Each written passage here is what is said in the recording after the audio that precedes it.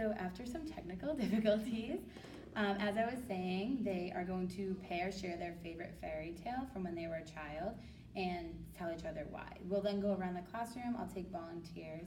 I'll thank the students for volunteering, and then I will hint towards plot and how plot plays into every fairy tale, story, narrative, whatever it is, short story.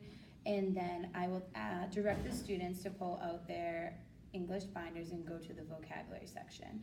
I'll tell them that we are going to be having a slideshow where the students will see the definitions of plot, and I'll just kind of click through it so that I decide to add pictures in because I know it'll keep the students interested, draw their eye a little bit. And as I said, they'll have these recorded so that they can refer to them throughout the unit. And after this, they're actually going to need these definitions because in their pair and share groups, we are going to create plot books. These plot books will also be kept in the front of their English binder for Unit 2 for the house on Mango Street. So ideally, I would like these plot books to look something like this, where the students can refer to any of the terms, and when they open it, they'll see the definition and the actual image of what it looks like. And as we read the story, they'll put the events from the story onto their sheets of paper. So my guess is that that would take about 20 minutes or so of class. I'll move around the classroom, I'll check in with groups, I'll have conversations, see if any students are completely lost, see where anyone needs help. And then as students finish, they'll be allowed to obviously look over their plot book, start studying, because I'm going to hint that there will be a vocabulary plot element quiz tomorrow for their do now, which will be their assessment.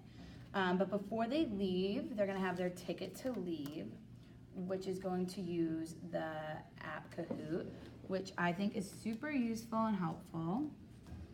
So it's essentially a little game, which I thought would be cool for middle schoolers. It'll keep them engaged. I think they'll have fun with it.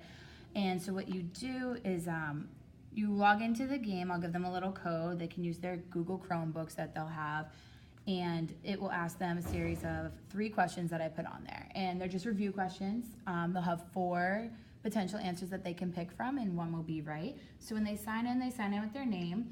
They get points for when they actually get the question right, and they get points, I think, too, for how fast they answered it. So I think for middle schoolers, that would be fun. They like that competitiveness. It keeps them engaged throughout the lesson.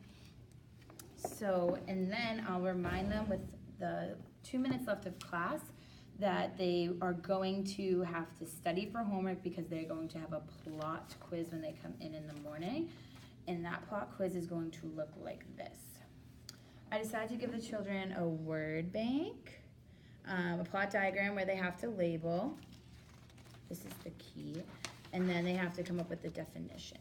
And then I also included a bonus. And the point structures are labeled there as well. And that is my lesson.